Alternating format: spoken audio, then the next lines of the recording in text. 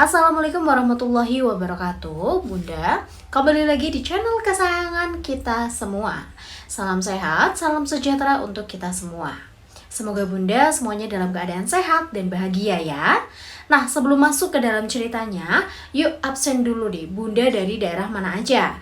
Ratna doakan semoga yang sudah subscribe rezekinya makin lancar dan selalu dalam lindungan Tuhan Yang Maha Esa. Yuk langsung aja kita masuk ke dalam ceritanya. Selamat menonton. Suami dan gundiknya mengusir aku dan bayiku di tengah hujan sambil melempar makanan kucing. Ini makanan yang pantas untuk ibu dekil sepertimu.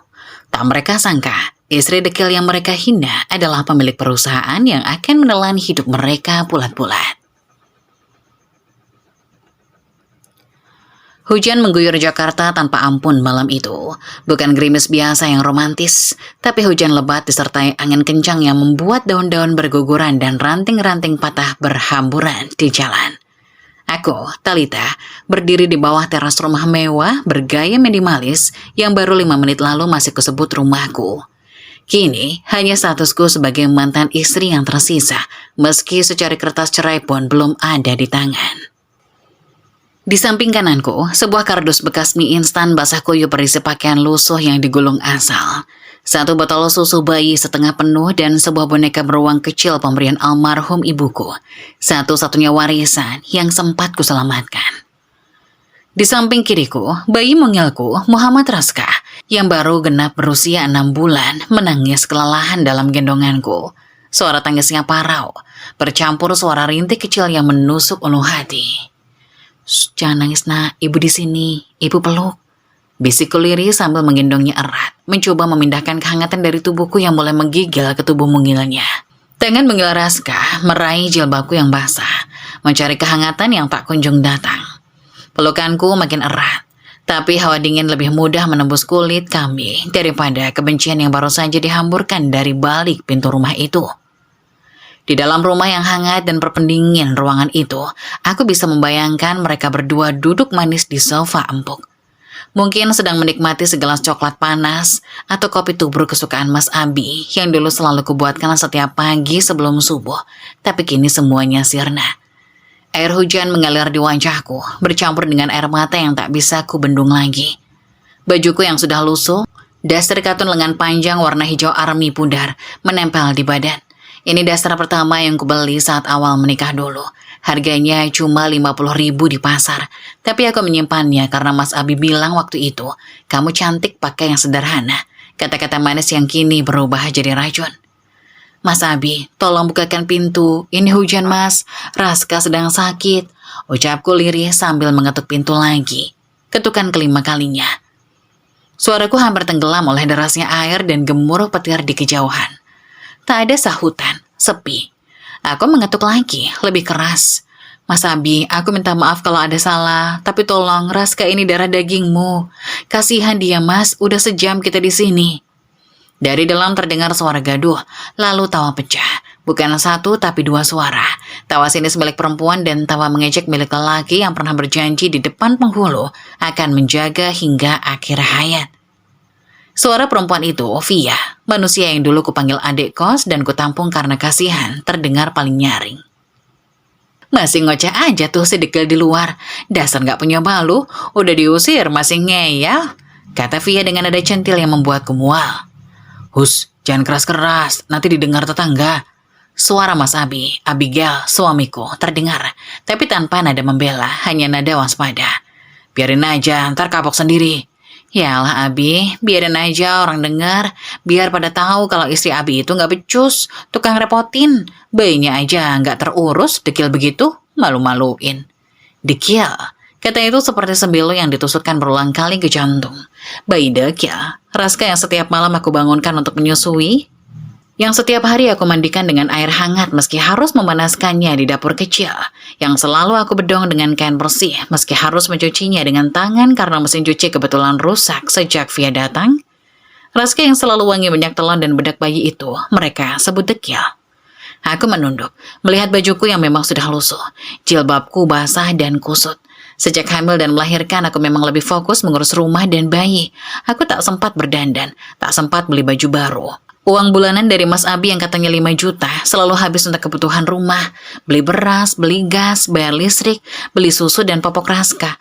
Sementara Via yang katanya cuma numpang sementara, setiap minggu berganti tas dan baju baru. Lipstiknya selalu merah merekah, kukunya selalu rapi dengan nail art berganti-ganti. Dan Mas Abi, dia bahkan tak pernah protes. Aku pikir ini bagian dari perjuangan istri. Aku pikir suatu saat nanti Mas Abi akan sadar dan berterima kasih. Aku pikir kesabaran akan berbuah manis. Aku pikir... Pikiranku buyar saat pintu terbuka sedikit. Tidak lebar, hanya sekedar celah. Lalu satu kantong plastik hitam dilempar keluar. Bukan pakaian atau barang-barangku. Bukan juga susu atau popok Raska yang masih tertinggal di dalam. Itu adalah kantong plastik hitam ukuran sedang. Berisi makanan kucing kalengan. 2 kaleng. Makanan kucing yang biasa dibeli Via untuk kucing Persianya yang diberi nama Putri. Ini buat lo makan dan anak lo makan.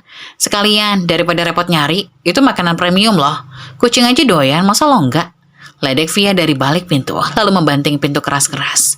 Bunyi bantingan itu bergema di seluruh kompleks perumahan. Tawa mereka kembali menggelegar dari dalam, tawa puas, tawa kemenangan.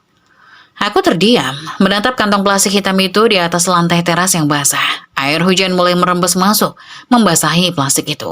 Aku tak menyentuhnya, tak sanggup. Dunia serasa runtuh.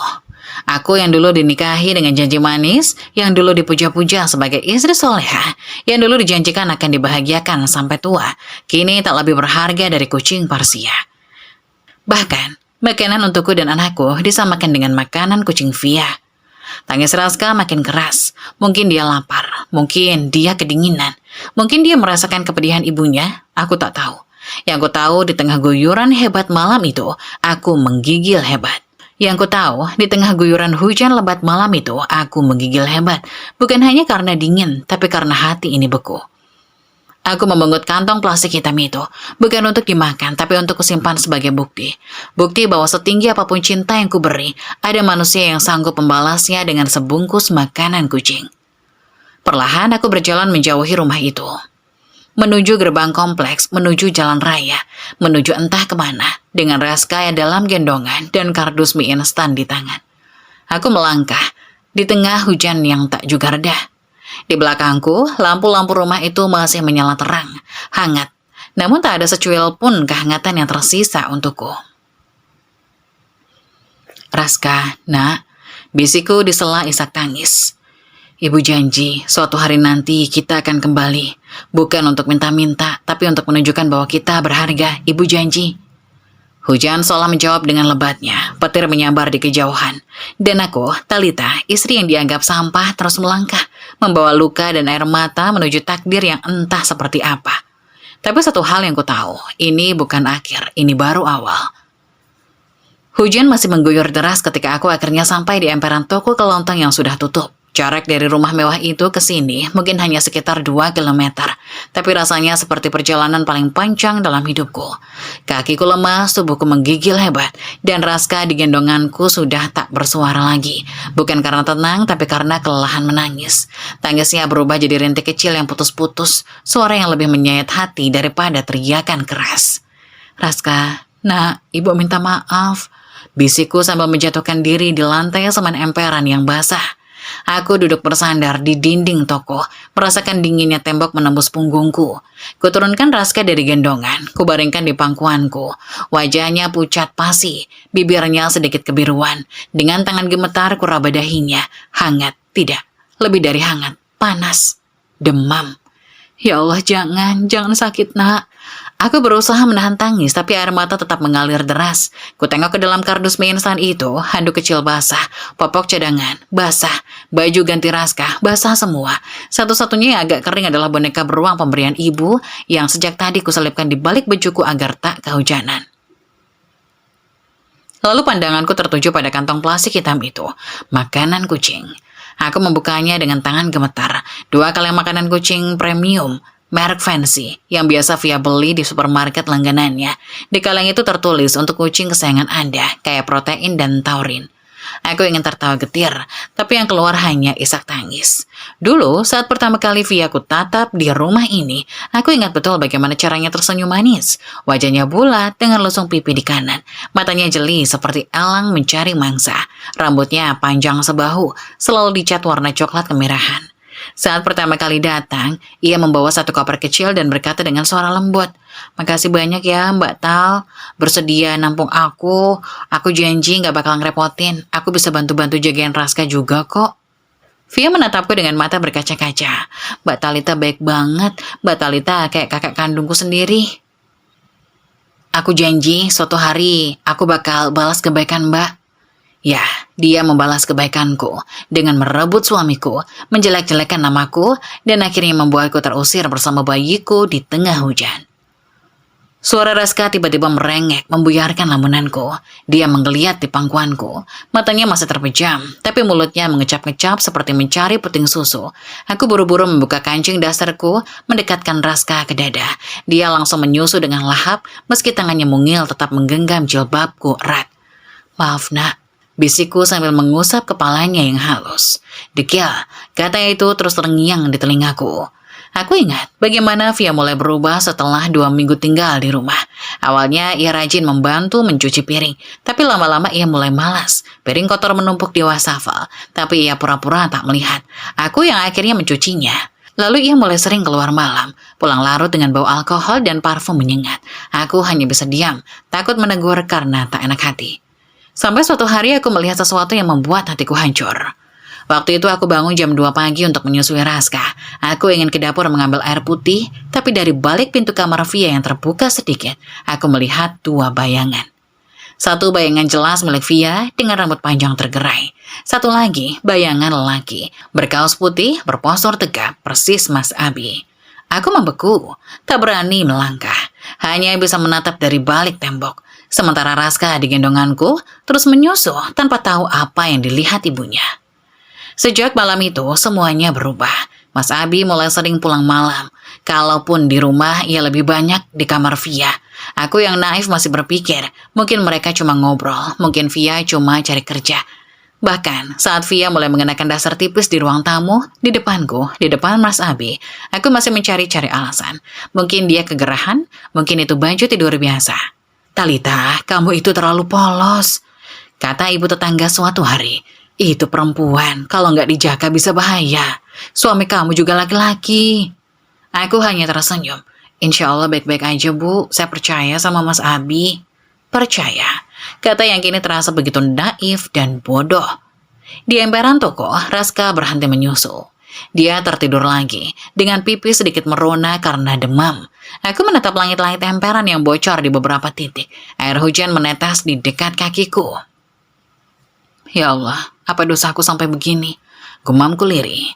Tiba-tiba ponselku bergetar. HP jadul yang kusimpan di balik jilbab, satu-satunya barang berharga yang sempat kubawa selain boneka ibu. Sebuah pesan masuk, dari nomor tak dikenal. "Gimana Mbak? Udah makan makanan kucingnya? Enak kan? Next time aku kasih yang rasa salmon, lebih mahal. Khusus buat ibu dekil dan anak dekil." Emoji cium. Dari nomor itu aku tahu itu Via. Hanya dia yang sejahat itu.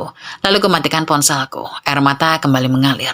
Tapi kali ini bercampur dengan sesuatu yang lain. Bukan hanya sakit hati, tapi juga tekad. Aku tak akan tinggal diam. Aku tak akan membiarkan mereka bahagia setelah menghancurkanku. Tapi untuk itu, aku butuh waktu. Aku butuh kekuatan dan aku butuh bantuan. Kutengok ke dalam kardus. Di balik baju-baju basah itu, ada sebuah kartu nama yang selalu kubawa kemanapun. Kartu nama berwarna emas dengan satu nama tercetak di atasnya. Eyang Rasya Winata, pendiri Graha Persada Group. Aku menarik napas panjang. "Maaf Eyang, cucumu ini ternyata harus menyerah. Aku butuh Eyang sekarang," bisikku pada angin malam. Hujan mulai reda. Di timur, langit menunjukkan warna kelabu yang mulai terang. Fajar segera tiba, dan dengan Raska dalam gendongan, aku berjalan meninggalkan emperan toko itu, bukan kembali ke rumah yang mengusirku, tapi menuju stasiun kereta, menuju kota tempat Eyang tinggal. Di belakangku, aku meninggalkan kantong plastik hitam berisi makanan kucing itu, tapi aku tak akan melupakan isinya. Aku simpan dalam ingatan sebagai bahan bakar untuk hari-hari ke depan. Via dan Mas Abi mungkin berpikir mereka sudah menang. Mereka mungkin tertawa puas di balik pintu rumah mewah itu. Tapi mereka tak tahu, perempuan yang mereka sebut dekil ini sudah berjalan menuju takdir yang akan mengubah segalanya. Dan saat takdir itu tiba, mereka lah yang akan berlutut, memakan kata-kata mereka sendiri. Kereta komuter bergoyang perlahan meninggalkan stasiun Manggarai. Aku duduk di kursi pojok dekat pintu, menggendong Raska yang masih terlelap meski sesekali merintih kecil karena demamnya. Di pangkuanku, kardus mie instan itu kuletakkan. Isinya masih basah dan berbau apek. Beberapa penumpang lirikku dengan tatapan iba. Mungkin mereka mengira aku gelandangan yang baru kena razia Satpol PP. Aku hanya menunduk. Aku tak sanggup bertemu mata siapapun.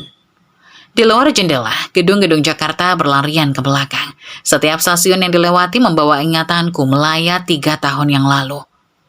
Saat hidupku masih berwarna sebelum semuanya berubah jadi abu-abu pekat. Aku ingat betul hari pertama aku bertemu Mas Abi, Abigail, nama lengkapnya yang selalu kesebut dalam penuh cinta dulu. Waktu itu aku bekerja sebagai kasir di sebuah minimarket dekat kos-kosan di daerah Ciputat. Hidupku sederhana, bahkan boleh dibilang pas-pasan. Aku anak yatim piatu. Ayahku meninggal saat aku kelas 3 SMA karena serangan jantung, dan ibuku menyusul 2 tahun kemudian karena sakit yang tak terobati. Sejak itu, aku hidup sendiri, mengandalkan uang sisa warisan seadanya dan hasil kerja kerasku.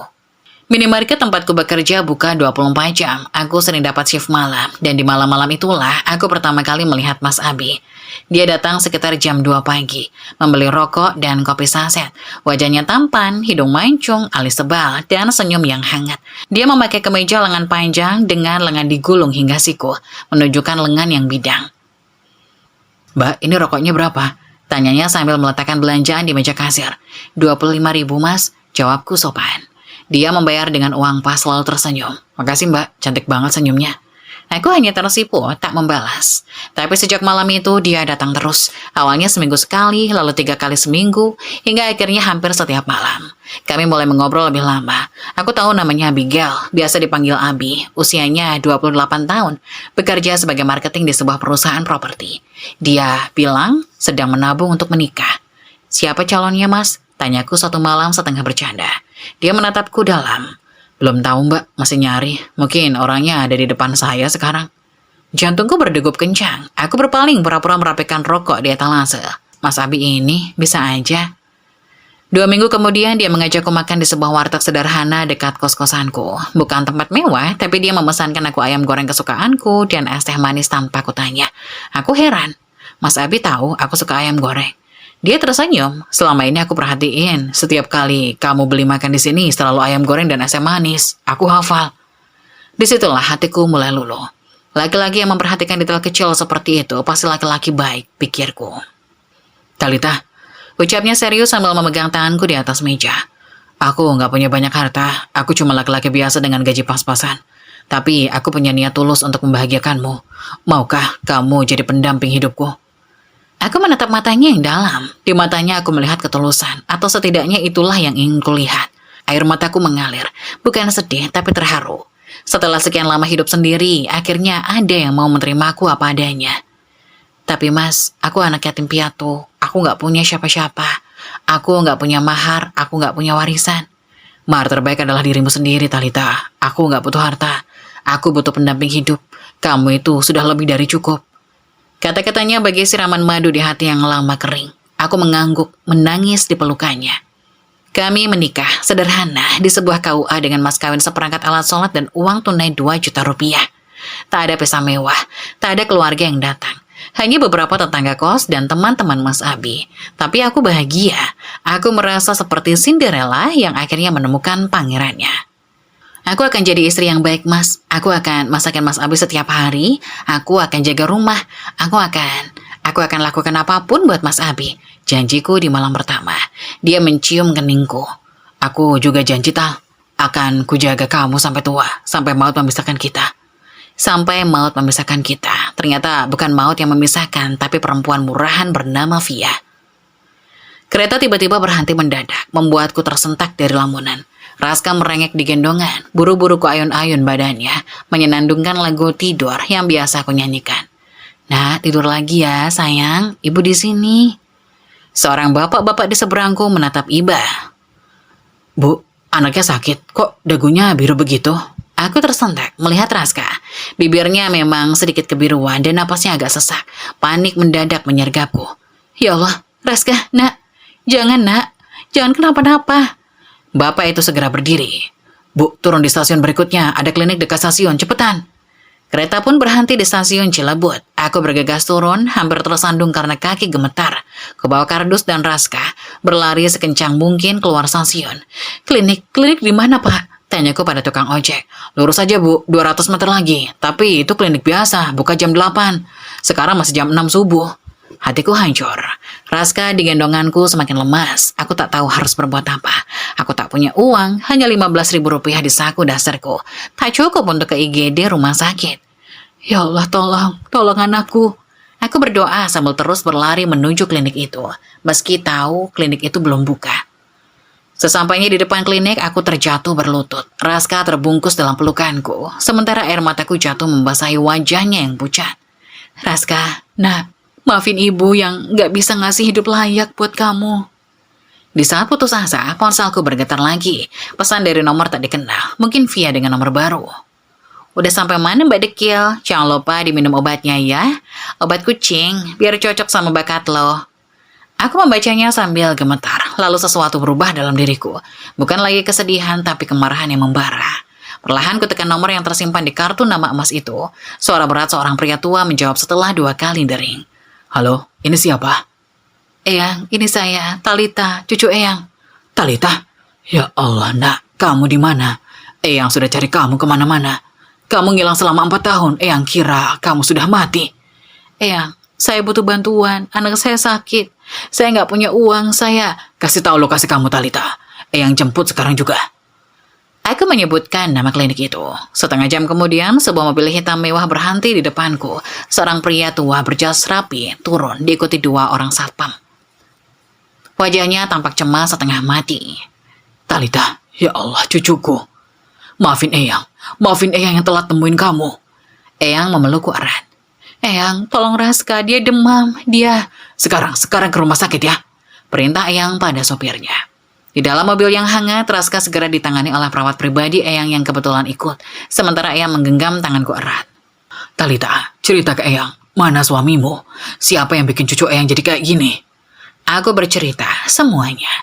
Tentang Mas Abi, tentang Via, tentang pengusiran di tengah hujan, tentang makanan kucing. Eyang mendengarkan dengan rahang mengeras. Jadi mereka nggak tahu kalau kamu itu cucu Eyang? Tidak, Eyang. Saya ingin hidup sederhana. Saya ingin dinikahi karena cinta, bukan karena harta. Eyang menghela napas panjang. Kamu terlalu baik buat dunia ini, Talita. Tapi kadang kebaikan harus dibayar mahal. Sekarang dengerin Eyang. Eyang punya rencana. Rencana yang bakal bikin mereka nyesal seumur hidup. Aku menatap Eyang. Di matanya aku melihat tekad yang sama dengan yang mulai tumbuh di hatiku. Dari balik kaca mobil, kulihat langit mulai cerah. Mentari pagi menyinari jalanan Jakarta yang mulai ramai. Dan di gendonganku, Raska mulai tenang.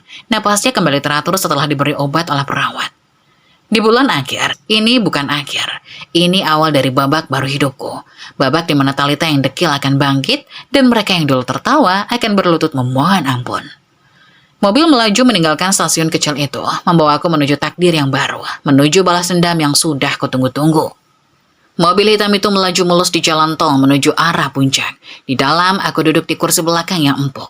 Raska tertidur pulas dalam gendonganku setelah mendapat perawatan darurat di rumah sakit rekanan Eyang. Dokter bilang Raska terkena demam tinggi karena kehujanan, tapi syukurlah tidak sampai pneumonia. Bayiku akan baik-baik saja asal istirahat cukup dan rutin minum obat.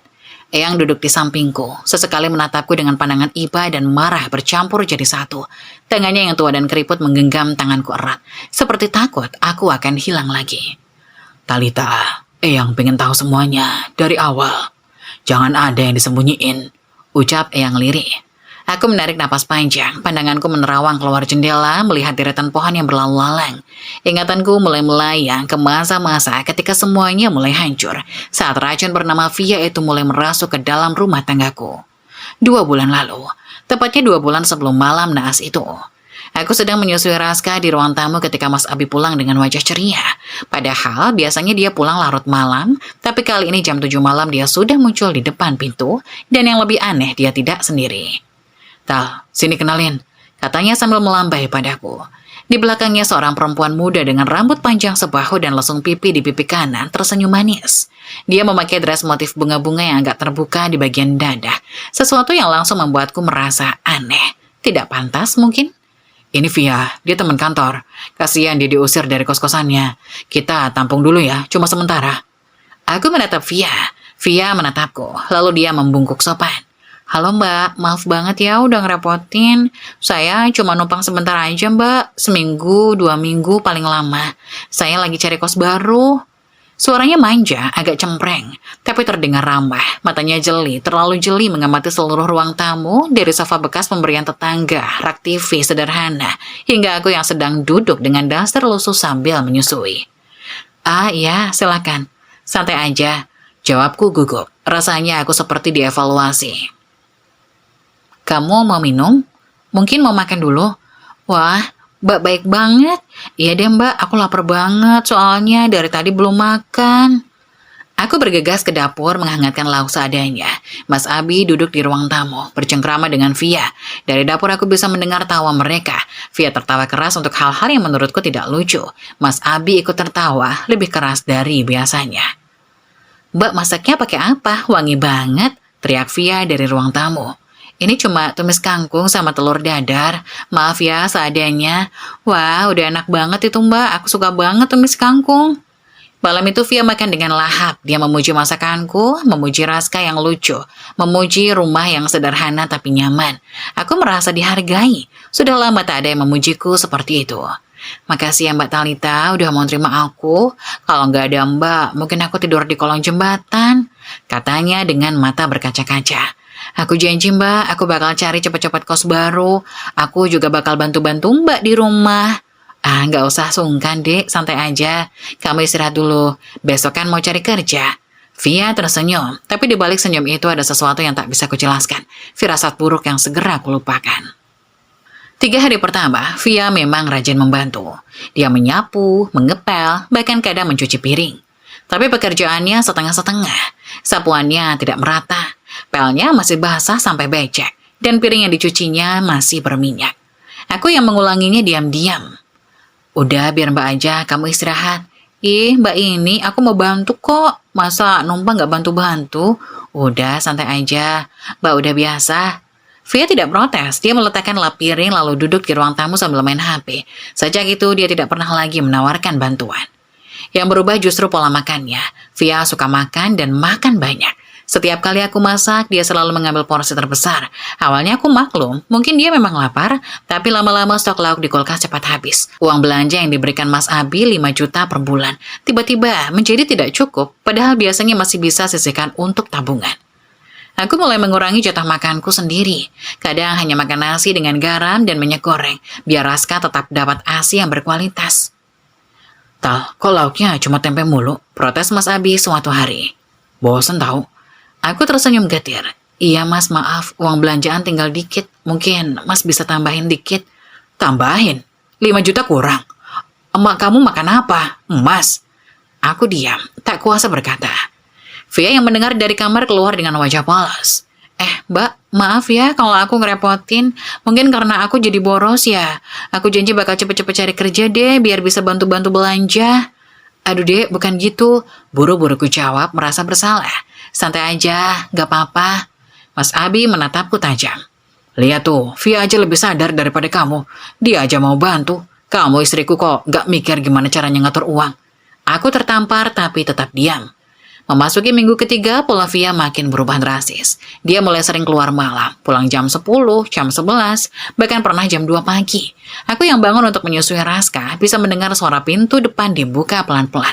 Lalu, suara langkah kaki menuju kamar mandi. Aroma parfum menyengat dan bau alkohol samar selalu mengikutinya. Aku tak berani bertanya, tapi suatu malam Mas Abi bertanya lebih dulu. Via kemana aja? Kok pulang malam-malam? Via tersenyum manis. Abi, aku ketemu teman-teman lama. Lagi jalin silaturahmi. Siapa tahu ada yang nawarin kerja. Mas Abi mengangguk-angguk. Oh gitu. Ya, hati-hati ya. Tak ada teguran. Tak ada nasihat. Aku heran. Bukankah Via ini teman kantor Mas Abi? Kenapa dia tak mengenalkannya pada teman-teman lain yang lebih baik? Hingga suatu malam sekitar minggu ketiga, aku melihat sesuatu yang mengubah segalanya. Saat itu jam 2 dini hari, aku terbangun karena Raska rewel. Setelah menyusu, dia tertidur lagi. Aku haus, ingin ke dapur mengambil air putih. Rumah gelap, hanya lampu tidur di kamar Via yang menyala samar di balik pintu. Saat melewati kamar Via, aku melihat pintunya tidak rapat. Mungkin lupa ditutup rapat. Dari celah itu aku melihat 2 bayangan di tempat tidur. Satu bayangan jelas milik Via dengan rambut panjang tergerai dan daster tipis yang biasa dikenakannya. Satu lagi, bayangan lelaki, bertelanjang dada, berpostur tegap, dengan kaos putih tergeletak di lantai. Kaos putih itu familiar, sangat familiar, kaos putih milik Mas Abi. Dunia terasa berhenti berputar, jantungku berdegup kencang, tapi kakiku seperti terpaku di lantai. Aku ingin berteriak, ingin membuka pintu lebar-lebar, ingin menghancurkan muka mereka berdua, tapi suaraku tak keluar, hanya isak perlahan yang lahir dari lubuk hati paling dalam. Dengan gemetar hebat, aku mundur perlahan. 1 langkah, 2 langkah, kembali ke kamarku, ke tempat Raska tidur pulas, tak tahu apa-apa. Sepanjang malam aku tak bisa tidur, air mata terus mengalir tanpa henti. Di luar, hujan mulai turun, cocok dengan suasana hatiku. Pagi harinya, Mas Abi sudah duduk di ruang tamu, membaca koran seolah tak terjadi apa-apa. Via keluar dari kamarnya dengan rambut basah, baru keramas, memakai daster tipis favoritnya. Dia tersenyum padaku. Pagi Mbak, enak banget tidurnya. Aku menatapnya, ingin kuhancurkan senyum itu.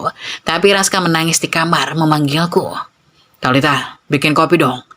Minta Mas Abi tanpa menatapku. Seperti robot aku berjalan ke dapur, membuatkan kopi untuk suami yang semalam tidur dengan perempuan lain di bawah atap yang sama. Sejak hari itu, racun Via bekerja lebih cepat. Dia mulai mengomentari penampilanku di depan Mas Abi. Mas Abi, kok Mbak Talita jalannya kayak bebek abis melahirkan gitu ya? Masa iya segitunya? Disusul tawa kecil. Atau, Mas Abi, lihat tuh Mbak Talita, dandanannya nggak pernah berubah, itu-itu aja. Biar suami betah di rumah dong, berdandan dikit. Atau yang paling menyakitkan, Mbak Talita, Raska kok digendong terus sih? Nanti manja loh, emangnya nggak capek? Mending taruh aja di box, biarin nangis, daripada repot. Aku diam. Aku pikir mungkin aku memang kurang berdandan, mungkin aku memang terlalu memanjakan Raska, mungkin semua ini salahku.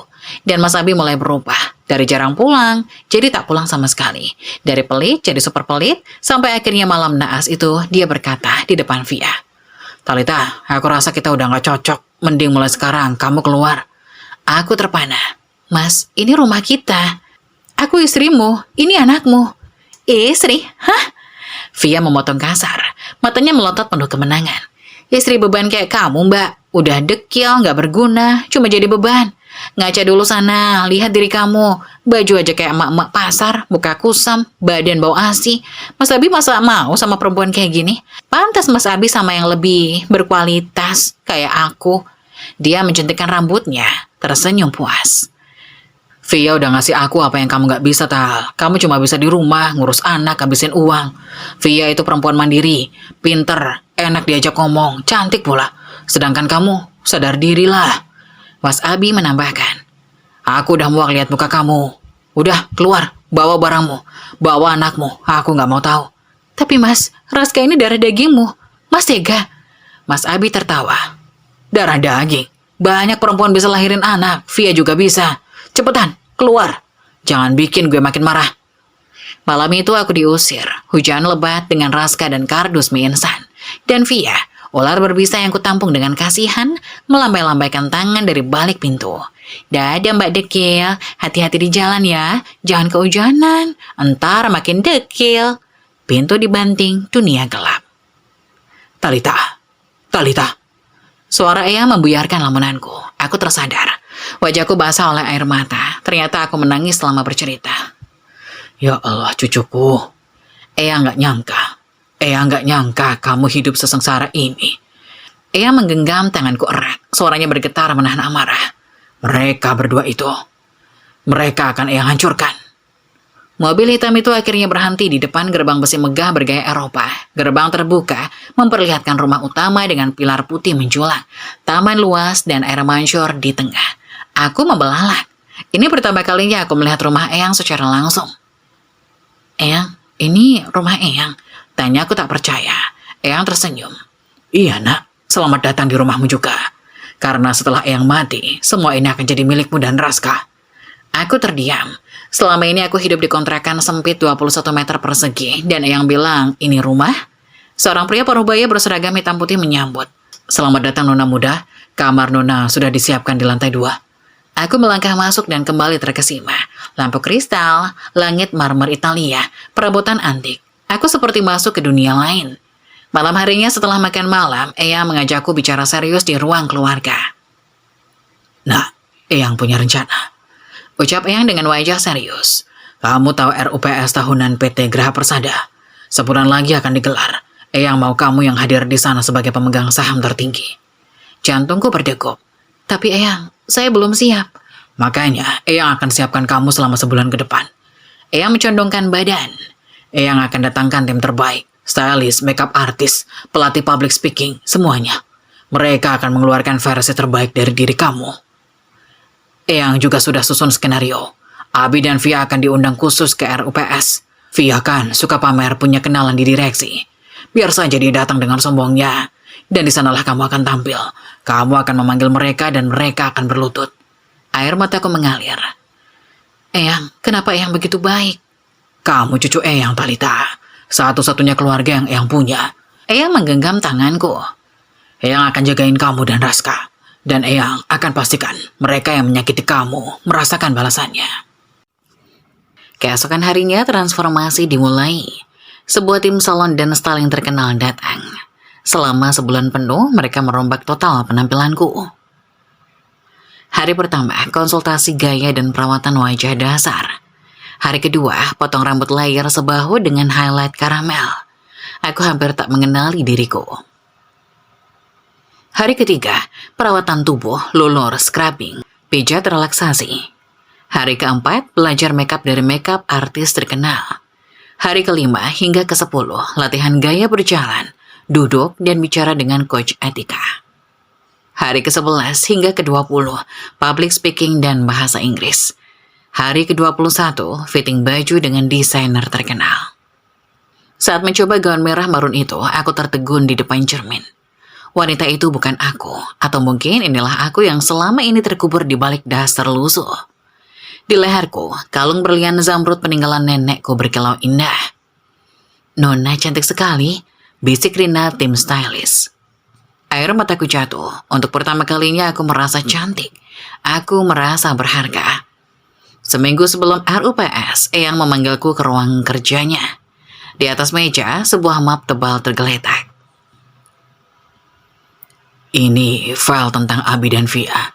Eyang sudah suruh orang untuk menyelidiki mereka. Aku membacanya. Abi sekarang bangkrut, usaha fiktifnya ambruk, terlilit utang.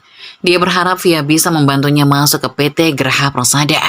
Via mengaku punya paman di direksi, padahal dia cuma mantan sekretaris yang dipecat karena suka bergosip. Mereka akan datang ke RUPS karena seorang oknum direksi mengajak mereka. Mereka akan datang dengan perasaan paling sombong, dan di sanalah kamu akan muncul. Eyang benar-benar memikirkan semuanya. Kamu lakukan ini untuk Raska, untuk menunjukkan pada anakmu bahwa ibunya bukan perempuan lemah. Nama Raska seperti cambuk. Aku teringat malam di tengah hujan. Raska demam, makanan kucing, tawa mereka saat pintu dibanting. Kepercayaan diri itu datang. 2 hari sebelum RUPS, pesan Via masuk lagi. Halo Mbak Dikil, aku dan Abi bakal hadir di acara gede sebentar lagi. Lo mungkin bisa lihat dari TV, kalau ada TV di kolong jembatan. Aku tak membalas. Malam terakhir sebelum RUPS, aku berdiri di depan cermin. Gaun merah marun tergantung rapi di lemari. Perhiasan nenek siap dipakai. Makeup akan datang pagi-pagi.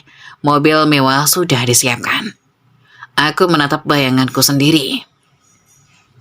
Talita, ini saatnya. Jangan gentar. Mereka hanya orang kecil yang kebetulan pernah menyakitimu. Raska merangkak masuk kamar, tertawa kecil. Kuangkat dia, kucium pipinya. Nak, besok ibu perang. Doain ibu ya. Dia tertawa, cumannya basah di pipiku. Di luar, mentari perlahan tenggelam. Langit jingga keemasan seolah menyambut hari baru yang akan mengubah segalanya. Mereka tak tahu badai apa yang akan menghantam mereka besok. Dan aku, Talita, perempuan dekil yang mereka hina, akan menjadi badai itu sendiri. Besok segalanya akan berubah. Besok Talita yang baru akan lahir. Dan dunia akan menyaksikannya. 2 minggu telah berlalu sejak aku tiba di rumah Eyang. 2 minggu transformasi, 2 minggu latihan, 2 minggu mempersiapkan diri untuk pertempuran terbesar dalam hidupku. Tapi selama 2 minggu itu, aku tak hanya diam di rumah. Eyang mengajarkanku sesuatu yang lebih penting dari sekedar penampilan. Strategi. Kamu harus tahu musuhmu, Tal. Bukan hanya dari luar, tapi juga dari dalam. Kata Eyang suatu pagi sambil menyerahkan sebuah tablet padaku. Ini laporan lengkap tentang Abi dan Via. Pelajari baik-baik. Aku menghabiskan 3 hari berikutnya untuk membaca, menonton video, dan mendengarkan rekaman suara yang dikumpulkan oleh tim investigasi Eyang. Dan apa yang aku temukan adalah membuat darahku mendidih sekaligus membeku. Abi, suamiku, yang dulu kupuja, ternyata bukan hanya selingkuh dengan Via. Sejak tahun pertama pernikahan kami, dia sudah punya hubungan dengan beberapa perempuan. Via hanyalah yang terakhir dan yang paling beracun. Usaha marketing yang katanya sedang dikembangkannya fiktif. Uang hasil jerih payahku menjahit baju online selama hamil dipakainya untuk modal usaha yang tak pernah ada, untuk mentraktir perempuan-perempuan simpanannya. Dan Via, perempuan yang kutampung dengan kasihan itu ternyata punya catatan kriminal. Bukan pencurian atau kekerasan, tapi penipuan. Dia pernah dipecat dari 3 perusahaan karena memalsukan tanda tangan dan menggelapkan uang kas kecil. Dia juga punya hutang di mana-mana. Pinjaman online, rentenir, bahkan ke teman-temannya sendiri. Mereka berdua pasangan yang cocok. Sama-sama pembohong, sama-sama parasit. Gumamku getir. Tapi yang paling mengejutkan adalah fakta tentang Via dan pamannya di direksi. Ternyata, laki-laki yang biasa Via sebut paman itu bukanlah pamannya sama sekali. Dia adalah mantan bosnya, direktur pemasaran PT Graha Persada yang sudah beristri, yang pernah menjalin hubungan gelap dengannya. Via dipecat karena istri sang direktur datang ke kantor dan membuat keributan. Jadi, selama ini dia mengancam dan membongkar skandal itu kalau sang direktur tidak akan membantunya. Bukan mengancam, mereka masih punya hubungan. Laki-laki itu lemah sama Via. Istrinya sudah tahu, tapi diam karena takut kehilangan harta gono gini. Jadi, Via bisa memanfaatkannya kapan saja. Aku menghela napas, dan sekarang Via menyuruhnya mengundang mereka ke RUPS. Tepat sekali, mereka akan datang sebagai tamu VIP. Via sudah memesan gaun murah online. Berpikir itu akan membuatnya terlihat seperti sosialita. Abi pinjam jas dari temannya. Mereka akan datang dengan perasaan paling percaya diri. Eyang tersenyum licik. Dan di sanalah kamu akan menghancurkan mereka. Setelah mengetahui semua fakta itu, aku mulai menyusun rencana penyamaran. Bukan penyamaran fisik, karena itu sudah ditangani tim Eyang. Tapi penyamaran mental. Aku harus bisa masuk ke dunia mereka, memahami cara berpikir mereka, dan menggunakan kelemahan mereka sebagai senjata. Eyang, saya ingin melihat mereka langsung, dari dekat, tanpa mereka tahu siapa saya, ucapku suatu sore. Eyang mengangkat alis. Kamu yakin? Itu bisa beresiko? Saya rasa, saya harus tahu bagaimana mereka sekarang. Saya harus lihat bagaimana ekspresi mereka, dengan suara mereka. Itu akan menguatkan tekad saya. Eyang berpikir sejenak, lalu mengangguk. Baik, tapi kamu harus menyamar, bukan sebagai Talita yang sekarang, tapi sebagai orang lain. 2 hari kemudian aku duduk di sebuah kafe dekat kantor pusat PT Graha Persada. Rambutku ditata berbeda, memakai wig lurus hitam dengan poni. Kacamata hitam besar menutupi separuh wajahku. Baju kasual tapi tetap berkelas.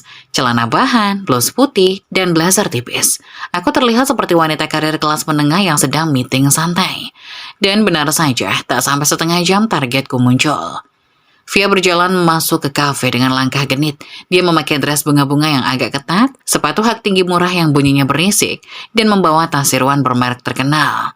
Aku bisa melihat jahitannya yang tidak rapi. Di belakangnya, Abi mengikuti dengan wajah lesu. Jasnya kebesaran, kemejanya kusut.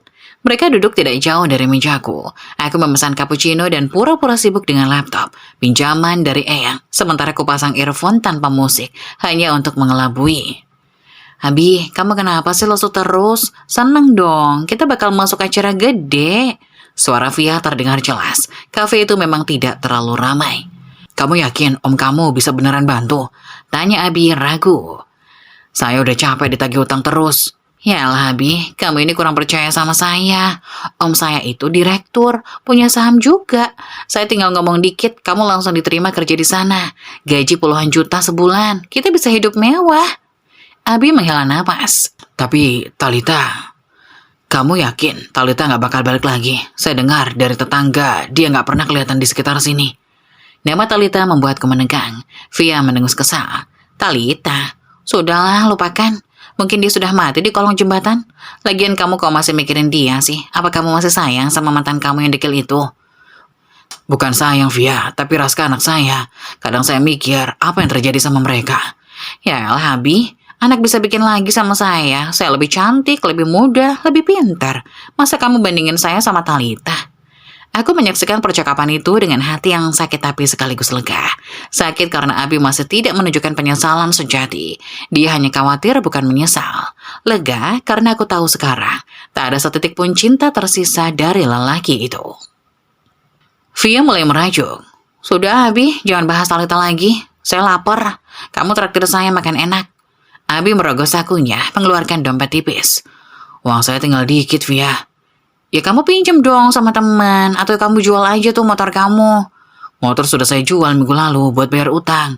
Via mendecak kesal. Duh Abi, kamu ini nyusahin. Untung saya punya om yang bisa bantu. Kalau enggak, udah saya tinggalin kamu dari dulu. Aku hampir tertawa.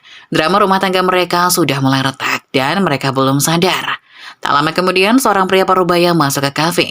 Dia memakai jas rapi. Wajahnya agak gendut dengan kumis hitam. Matanya langsung mencari Via dan saat melihatnya dia tersenyum mesra. Om, Via melambai-lambai tangan. Sini om, sudah lama nunggu. Pria itu yang pasti adalah paman Via, sang direktur, mendekati meja mereka. Abi berdiri menjabat tangannya agak canggung. Jadi ini Abi, sering diceritain Via. Kata pria itu sambil menatap Abi dari atas ke bawah. Tatapannya aneh seperti sedang menilai barang. Iya om, terima kasih sudah mau bantu. Jawab Abi sopan. Santai. Via ini seperti adik sendiri. Om pasti bantu. Ini, undangan RUPS-nya 2 lembar. Bawa ya, jangan lupa. Acaranya formal, pakai pakaian rapi. Via menerima undangan itu dengan mata berbinar.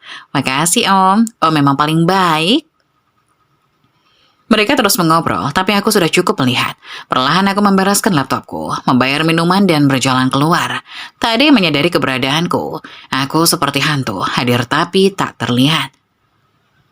Di dalam mobil yang menjemputku, aku membuka undangan digital yang sama, yang sudah Eyang siapkan untukku. Undangan VIP dengan nama tertera Nona Talita Winata, pemegang saham tertinggi. Sementara di tangan Via dan Abi, undangan mereka bertuliskan tamu undangan dari direksi. Tingkat perbedaan itu sudah cukup berbicara. Malam harinya, aku melaporkan semuanya pada Eyang. Mereka sudah punya undangan, dan hubungan mereka mulai retak. Via memanfaatkan Abi. Abi bergantung pada Via. Bom waktu yang siap meledak. Eyang mengangguk puas. Bagus, itu akan mempermudah rencana kita. Tapi kamu harus siap, Tal. Di RUPS nanti, kamu akan lihat mereka dari dekat. Kamu akan dengar mereka bicara. Mungkin mereka akan mengolok-olok kamu lagi tanpa tahu itu kamu.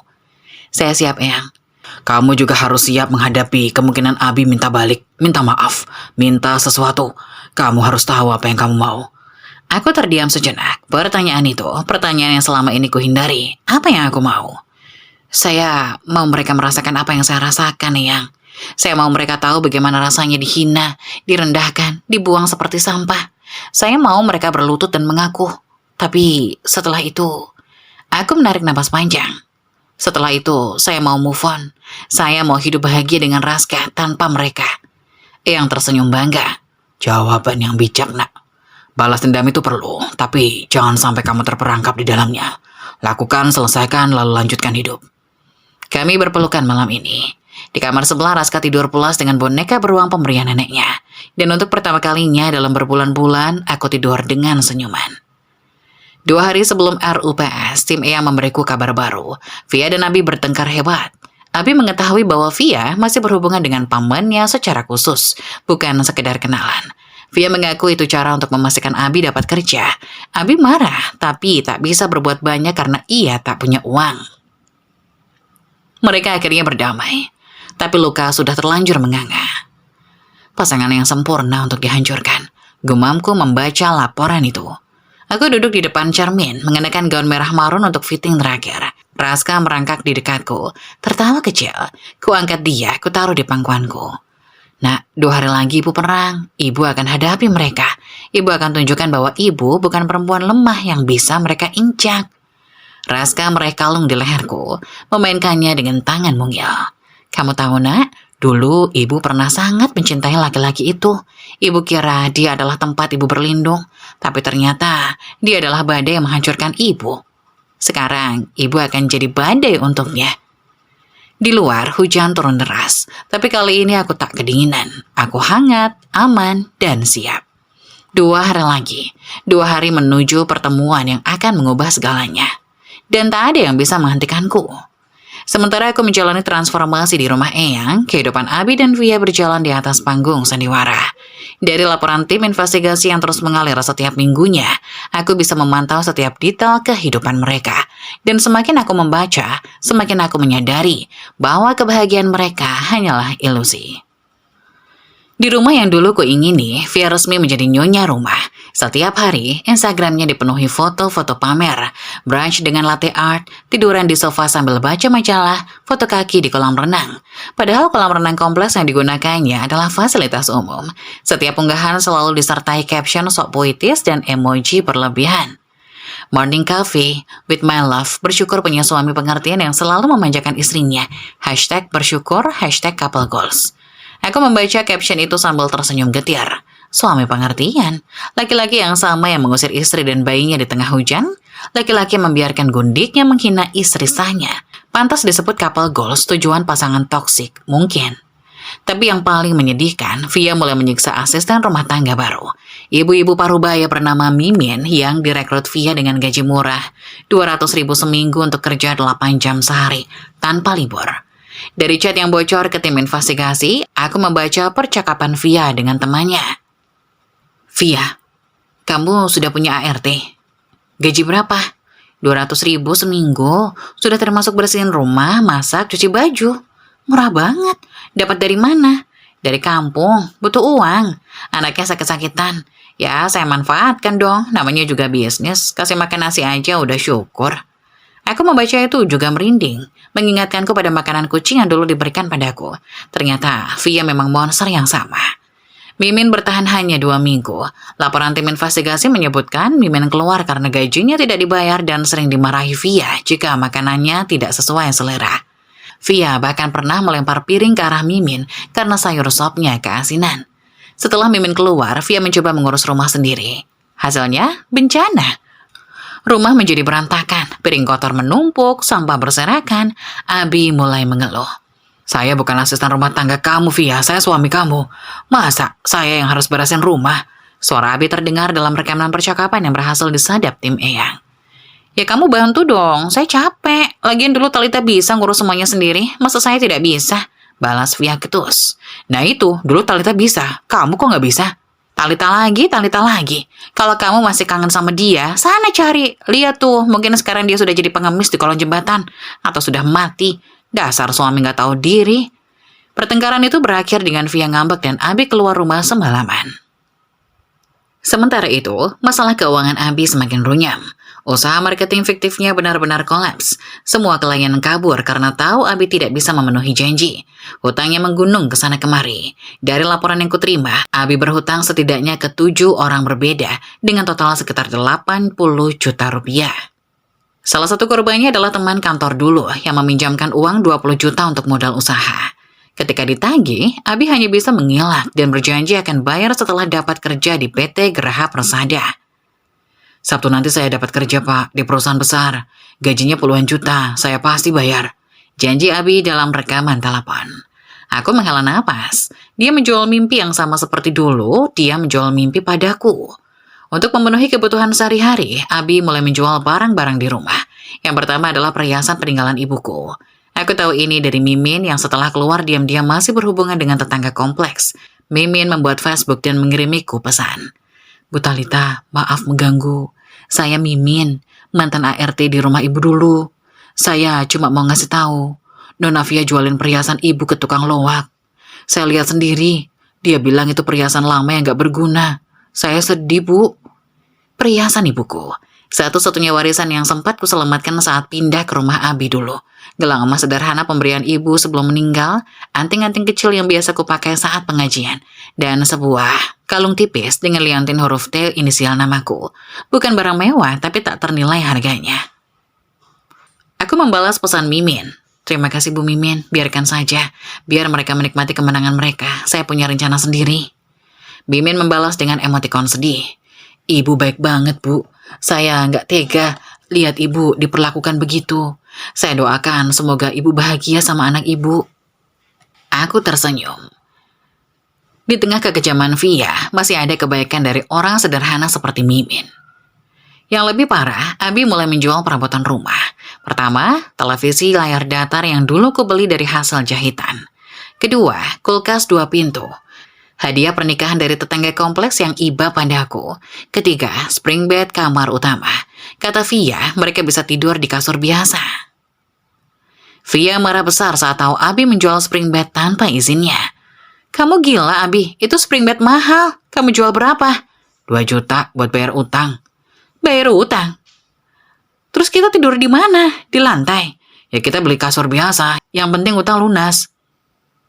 Kamu pikir saya mau tidur di kasur murahan? Saya bukan Talita ya, Abi. Saya tidak biasa hidup susah.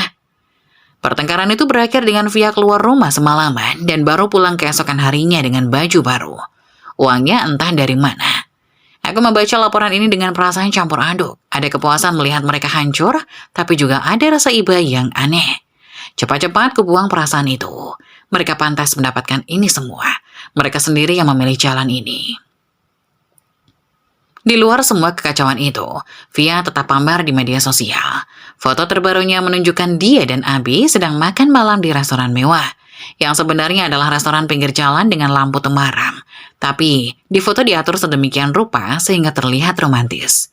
Dinner romantis dengan suami tercinta, sederhana tapi bermakna, yang penting bersama. Yang lain nomor 2, #LoveWins. Aku hampir muntah membacanya. Bersama, sederhana tapi bermakna. Padahal di balik foto itu mereka baru saja bertengkar hebat soal uang. Abi bahkan harus meminjam uang dari teman untuk bisa membayar makan malam itu. Ia mengancam akan minta tolong omnya kalau Abi tidak mengajaknya dinner. Sungguh pasangan yang sempurna. Sempurna untuk dihancurkan. Malam itu, aku duduk di balkon kamarku, menatap bintang-bintang. Raska sudah tidur di kamarnya, dijaga oleh pengasuh profesional yang direkrut Eyang. Angin malam berhembus sepoi-sepoi, membawa aroma bunga dari taman bawah. Ponselku bergetar, pesan dari nomor baru. Sekali lagi, Via berganti nomor. Halo Mbak Dekil, masih hidup? Kabar gembira nih, saya dan Abi bakal hadir di acara gede sebentar lagi. Kamu tahu, acara perusahaan tempat om saya kerja. Mungkin kamu bisa lihat dari TV kalau ada TV di tempat kamu. Atau mungkin kamu bisa nonton dari balik kaca kalau kamu berani datang. Tapi malu-maluin aja, gelandangan kayak kamu. Dadah. Aku membacanya berulang-ulang, lalu tanpa sadar aku tersenyum. Bukan senyum getir, tapi senyum percaya diri. Kubalas pesan itu, sampai jumpa di acara itu Via, aku akan datang. Tak sampai semenit, Via membalas. Hah? Kamu mau datang? Caranya? Kamu mau nyusup? Jangan bikin malu acara orang dong. Mending kamu ngemis di lampu merah aja. Kubiarkan dia penasaran, kubiarkan dia gelisah.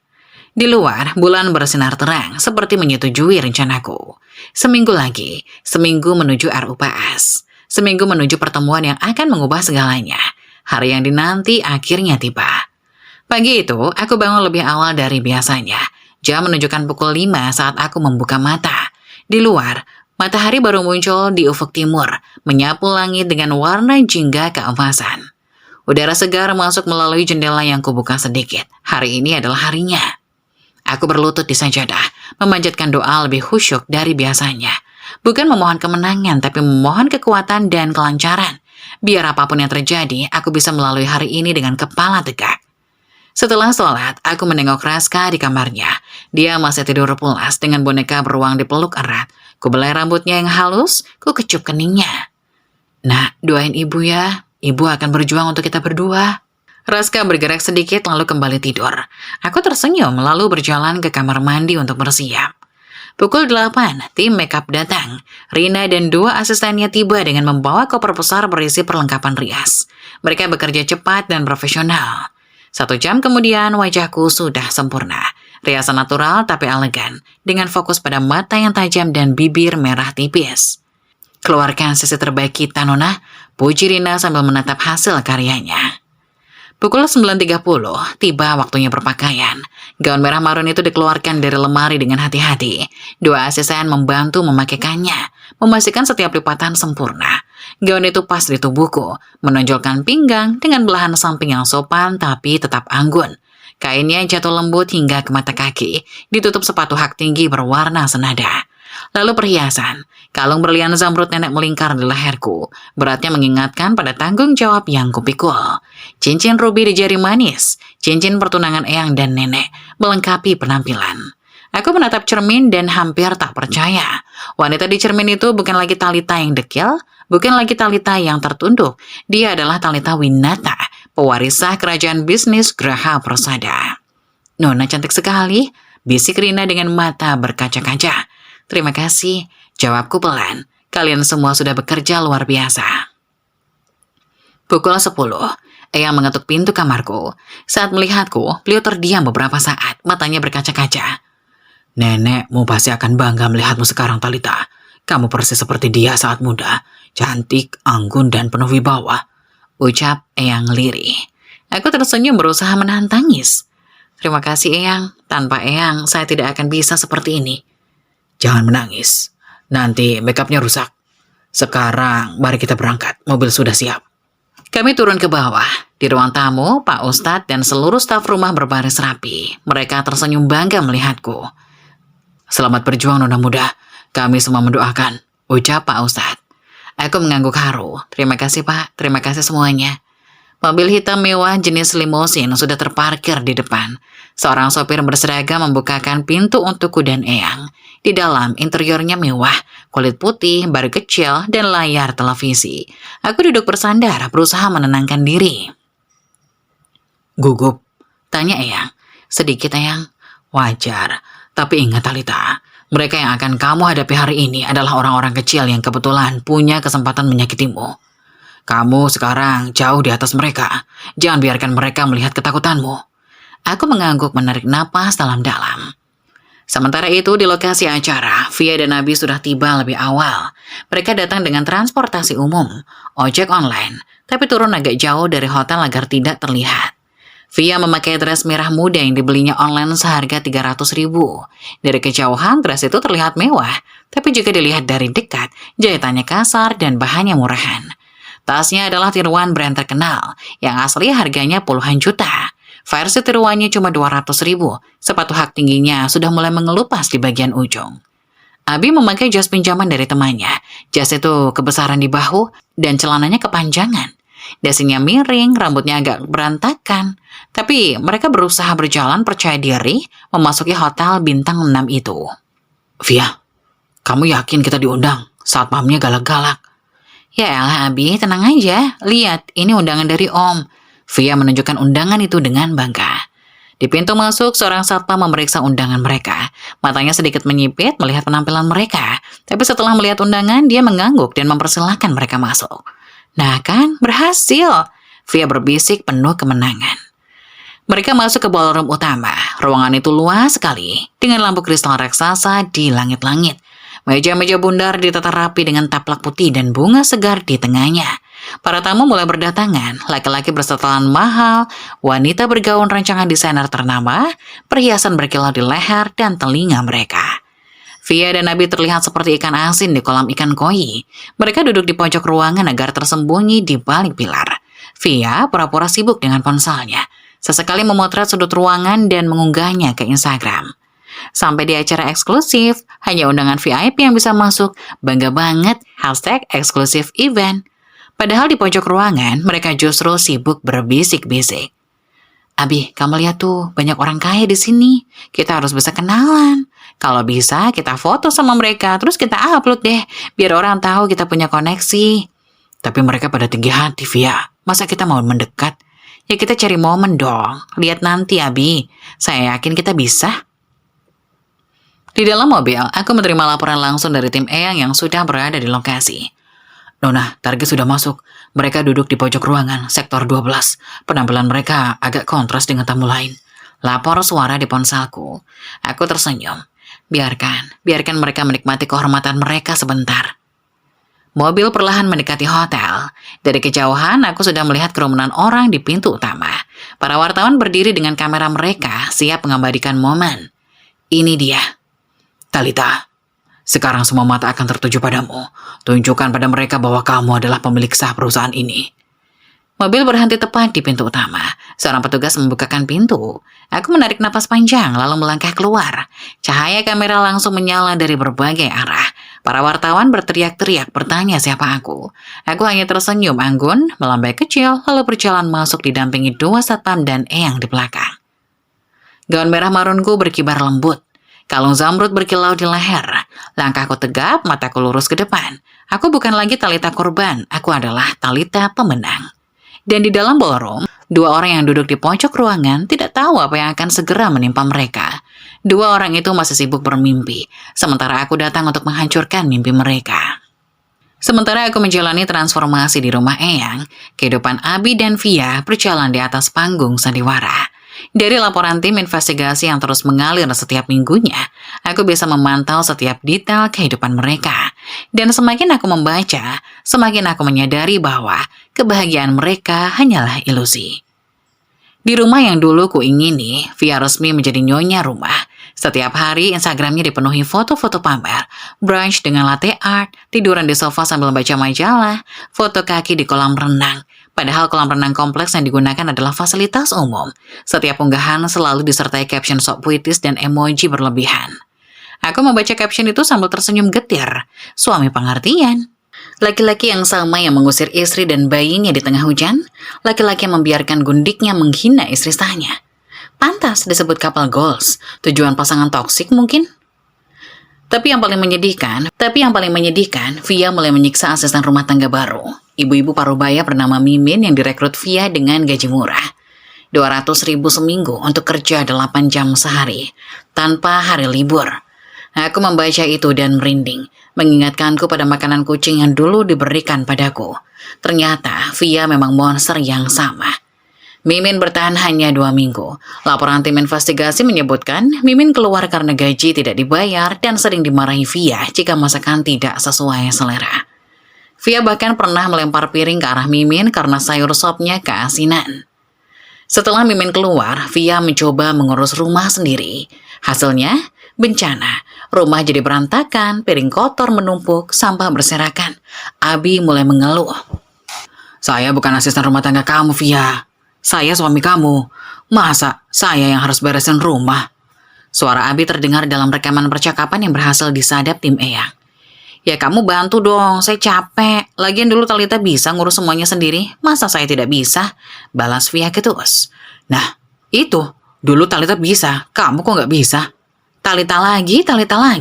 Kamu masih kangen sama dia? Sana cari. Lihat tuh, mungkin sekarang dia sudah jadi pengemis di kolong jembatan. Atau sudah mati malah. Dasar, suami tidak tahu diri. Pertengkaran itu berakhir dengan Via ngambek dan Abi keluar rumah semalaman. Sementara itu, masalah keuangan Abi semakin runyam. Usaha marketing fiktifnya benar-benar kolaps. Semua klien kabur karena tahu Abi tidak bisa memenuhi janji. Hutangnya menggunung ke sana kemari. Dari laporan yang kuterima, Abi berhutang setidaknya 7 orang berbeda, dengan total sekitar 80 juta rupiah. Salah satu korbannya adalah teman kantornya dulu, yang meminjamkan uang 20 juta untuk modal usaha. Ketika ditagih, Abi hanya bisa mengelak dan berjanji akan bayar setelah dapat kerja di PT Graha Persada. Aku menghela napas, dia menjual mimpi yang sama seperti dulu ia menjual mimpi padaku. Untuk memenuhi kebutuhan sehari-hari, Abi mulai menjual barang-barang di rumah. Yang pertama adalah perhiasan peninggalan ibuku. Aku tahu ini dari Mimin yang setelah keluar, diam-diam masih berhubungan dengan tetangga kompleks. Mimin membuat Facebook dan mengirimiku pesan. Bu Talita, maaf mengganggu, saya Mimin, mantan ART di rumah ibu dulu. Saya cuma mau ngasih tahu, Nona Via jualin perhiasan ibu ke tukang loak. Saya lihat sendiri, dia bilang itu perhiasan lama yang gak berguna. Saya sedih, Bu. Aku membalas pesan Mimin. Terima kasih Bu Mimin, biarkan saja. Biar mereka menikmati kemenangan mereka. Saya punya rencana sendiri. Mimin membalas dengan emotikon sedih. Ibu baik banget Bu, saya nggak tega lihat ibu diperlakukan begitu. Saya doakan semoga ibu bahagia sama anak ibu. Aku tersenyum. Di tengah kekejaman Via, masih ada kebaikan dari orang sederhana seperti Mimin. Yang lebih parah, Abi mulai menjual perabotan rumah. Pertama, televisi layar datar yang dulu kubeli dari hasil jahitan. Kedua, kulkas 2 pintu. Hadiah pernikahan dari tetangga kompleks yang iba padaku. Ketiga, spring bed kamar utama. Kata Via, mereka bisa tidur di kasur biasa saja. Aku membaca laporan ini dengan perasaan campur aduk. Ada kepuasan melihat mereka hancur, tapi juga ada rasa iba yang aneh. Cepat-cepat kubuang perasaan itu. Mereka pantas mendapatkan ini semua. Mereka sendiri yang memilih jalan ini. Di luar kekacauan itu, Via tetap pamer di media sosial. Foto terbarunya menunjukkan dia dan Abi sedang makan malam di restoran mewah, yang sebenarnya adalah restoran pinggir jalan dengan lampu temaram. Tapi di foto diatur sedemikian rupa sehingga terlihat romantis. Aku hampir muntah membacanya. Bersama, sederhana tapi bermakna. Padahal di balik foto itu, mereka baru saja bertengkar hebat soal uang. Abi bahkan harus meminjam uang dari teman untuk bisa membayar makan malam itu. Via mengancam akan minta tolong omnya kalau Abi tidak mengajaknya dinner. Sungguh pasangan yang sempurna untuk dihancurkan. Malam itu, aku duduk di balkon kamarku menatap bintang-bintang. Raska sudah tidur di kamarnya, dijaga oleh pengasuh profesional yang direkrut Eyang. Angin malam berhembus sepoi-sepoi, membawa aroma bunga dari taman di bawah. Ponselku bergetar, pesan dari nomor baru lagi. Sekali lagi Via berganti nomor. Halo Mbak Dekil, masih hidup? Kabar gembira nih, saya dan Abi bakal hadir di acara gede sebentar lagi. Kamu tahu, acara perusahaan tempat om saya kerja, mungkin kamu bisa lihat dari TV kalau ada TV di tempat kamu. Atau mungkin kamu bisa nonton dari balik kaca kalau kamu berani datang. Tapi malu-maluin aja sih, gelandang kayak kamu. Dadah! Aku membacanya berulang-ulang lalu tanpa sadar aku tersenyum. Bukan senyum getir, tapi senyum percaya diri. Aku tak membalas, kubiarkan dia merasa puas.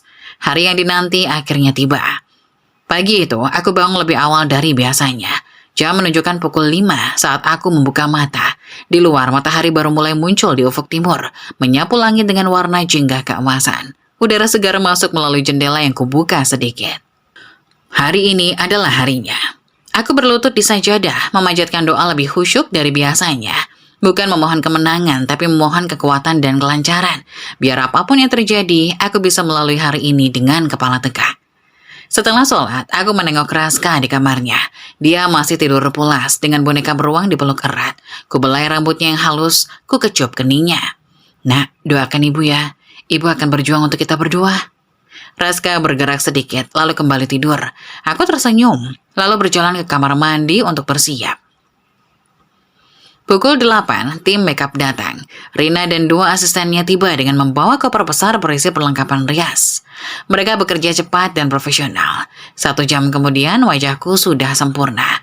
Riasan natural tapi elegan, dengan fokus pada mata yang tajam dan bibir merah tipis. Keluaran terbaik kita, Nona, puji Rina sambil menatap hasil karyanya. Pukul 9.30, tiba waktunya berpakaian. Gaun merah marun itu dikeluarkan dari lemari dengan hati-hati. 2 asisten membantu memakaikannya, memastikan setiap lipatan sempurna. Gaun itu pas di tubuhku, menonjolkan pinggang dengan belahan samping yang sopan tapi tetap anggun.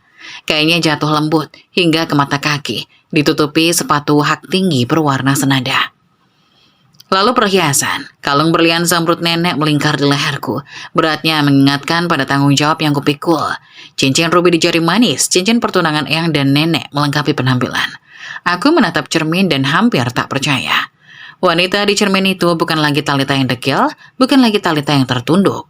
Dia adalah Talita Winata, pewarisah kerajaan bisnis Graha Prosada. Nona cantik sekali, bisik Rina dengan mata berkaca. Terima kasih, kalian semua sudah bekerja luar biasa. Pukul 10, Eyang mengetuk pintu kamarku. Saat melihatku, beliau terdiam beberapa saat, matanya berkaca-kaca. Nenekmu akan sangat bangga melihatmu sekarang, Talita. Kamu persis seperti dia saat muda, cantik, anggun, dan penuh wibawa. Aku tersenyum, berusaha menahan tangis.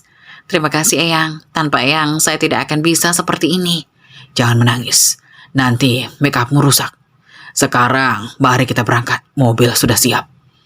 Kami turun ke bawah. Di ruang tamu, Pak Ustadz dan seluruh staf rumah berbaris rapi. Mereka tersenyum bangga melihatku. Selamat berjuang Nona muda. Kami semua mendoakan. Aku mengangguk haru. Terima kasih semuanya. Mobil hitam mewah jenis limousine sudah terparkir di depan. Seorang sopir berseragam membukakan pintu untukku dan Eyang. Di dalam interiornya mewah, kulit putih, bar kecil, dan layar televisi. Aku duduk bersandar berusaha menenangkan diri. Gugup? Sedikit Eyang. Wajar. Tapi ingat Alita, mereka yang akan kamu hadapi hari ini adalah orang-orang kecil yang kebetulan punya kesempatan menyakitimu. Kamu sekarang jauh di atas mereka. Jangan biarkan mereka melihat ketakutanmu.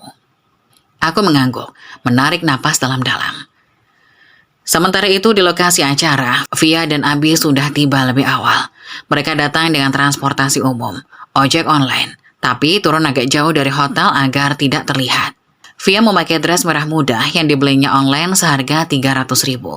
Dari kejauhan dress itu terlihat mewah, tapi jika dilihat dari dekat jahitannya kasar dan bahannya murahan. Tasnya adalah tiruan brand terkenal, yang asli harganya puluhan juta, versi tiruannya cuma 200.000. Sepatu hak tingginya sudah mulai mengelupas di bagian ujung. Abi memakai jas pinjaman dari temannya. Jas itu kebesaran di bahu, dan celananya kepanjangan. Dasinya miring, rambutnya agak berantakan, tapi mereka berusaha berjalan percaya diri memasuki hotel bintang 6 itu. Via, kamu yakin kita diundang? Satpamnya galak-galak, bisik Abi ragu. Yalah Abi, tenang aja. Lihat ini undangan dari Om. Via menunjukkan undangan itu dengan bangga. Di pintu masuk, seorang satpam memeriksa undangan mereka. Matanya sedikit menyipit melihat penampilan mereka. Tapi setelah melihat undangan, dia mengangguk dan mempersilahkan mereka masuk. Nah kan, berhasil. Via berbisik penuh kemenangan. Mereka masuk ke ballroom utama. Ruangan itu luas sekali, dengan lampu kristal raksasa di langit-langit. Meja-meja bundar ditata rapi dengan taplak putih dan bunga segar di tengahnya. Para tamu mulai berdatangan. Laki-laki bersetelan mahal, wanita bergaun rancangan desainer ternama, perhiasan berkilau di leher dan telinga mereka. Via dan Abi terlihat seperti ikan asin di kolam ikan koi. Mereka duduk di pojok ruangan, agak tersembunyi di balik pilar. Via pura-pura sibuk dengan ponselnya. Sesekali memotret sudut ruangan dan mengunggahnya ke Instagram. Sampai di acara eksklusif, hanya undangan VIP yang bisa masuk, bangga banget. #mewah, #eksklusif event. Padahal di pojok ruangan, mereka justru sibuk berbisik-bisik. Abi, kamu lihat tuh, banyak orang kaya di sini. Kita harus bisa kenalan. Kalau bisa, kita foto sama mereka. Terus kita upload, biar orang tahu kita punya koneksi. Bisik Via. Tapi mereka pada tinggi hati Via. Masa kita mau mendekat? Ya kita cari momen. Lihat aja nanti. Saya yakin kita bisa. Di dalam mobil, aku menerima laporan langsung dari tim Eyang yang sudah berada di lokasi. Nona, target sudah masuk. Mereka duduk di pojok ruangan sektor 12. Penampilan mereka agak kontras dengan tamu lain. Lapor suara di ponselku. Aku tersenyum. Biarkan mereka menikmati kehormatan mereka sebentar lagi. Mobil perlahan mendekati hotel. Dari kejauhan aku sudah melihat kerumunan orang di pintu utama. Para wartawan berdiri dengan kamera mereka, siap mengabadikan momen. Ini dia, ucap Eyang. Talita, mulai sekarang, semua mata akan tertuju padamu. Tunjukkan pada mereka bahwa kamu adalah pemilik sah perusahaan ini. Mobil berhenti tepat di pintu utama. Seorang petugas membukakan pintu. Aku menarik napas panjang lalu melangkah keluar. Cahaya kamera langsung menyala dari berbagai arah. Para wartawan berteriak-teriak, bertanya siapa aku. Aku hanya tersenyum anggun, melambai kecil, lalu berjalan masuk didampingi 2 satpam dan Eyang di belakang. Gaun merah marunku berkibar lembut, kalung zamrud berkilau di leher. Langkahku tegap, mataku lurus ke depan. Aku bukan lagi Talita korban, aku adalah Talita pemenang.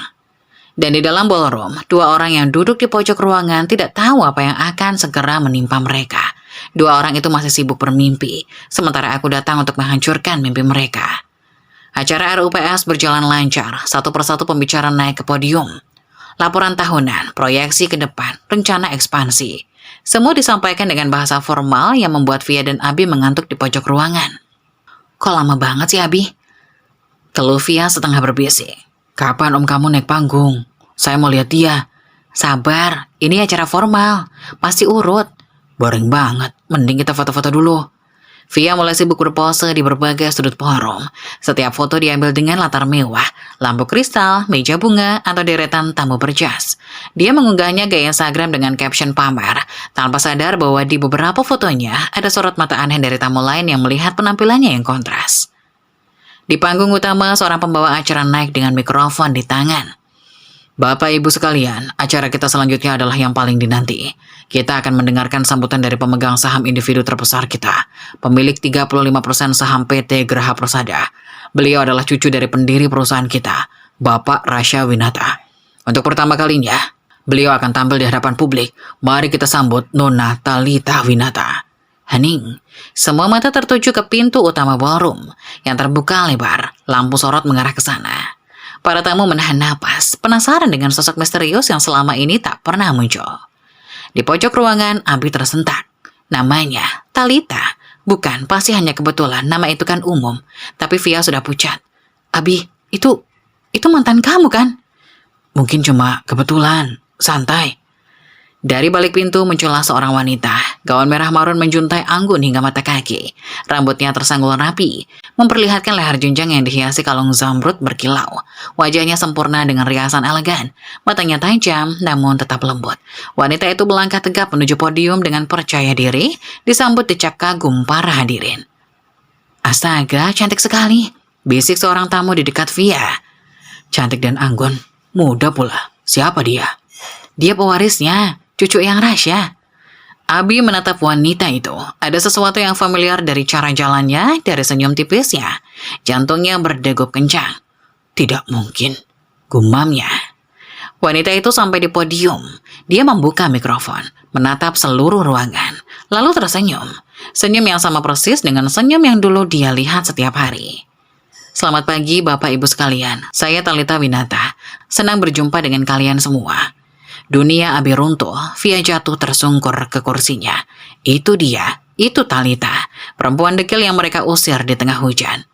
Kini dia berdiri di sana bukan sebagai pewaris tapi sebagai ratu. Untuk yang belum mengenal saya, lanjut Talita dari podium. Mungkin kalian bertanya-tanya, kenapa selama ini saya tidak pernah tampil di publik? Jawabannya sederhana, saya sedang menjalani misi pribadi, misi untuk memahami arti kehidupan yang sesungguhnya. Suaranya mantap, tanpa gugup. Matanya sesekali melirik ke pojok ruangan, ke arah dua orang yang kini pucat pasi. Saya belajar banyak selama misi itu. Saya belajar bahwa harta bukan segalanya. Saya belajar bahwa cinta yang tulus tak pernah memandang rupa. Dan saya juga belajar bahwa ada manusia-manusia yang mampu berbuat jahat demi kesenangan sesaat. Beberapa direksi mulai saling berpandangan. Mereka merasakan ada sesuatu yang tidak biasa dalam sambutan ini. Ada orang yang terlihat kumal dan dekil tapi hatinya mulia. Ada juga yang berpenampilan menawan tapi jiwanya busuk. Talita berhenti sejenak. Matanya kini tajam menatap ke pojok ruangan. Dan ada orang yang tega mengusir istri dan bayinya ke tengah hujan. Hanya demi seorang perempuan murahan yang merusak rumah tangganya. Semua mata mulai mengikuti arah pandang Talita.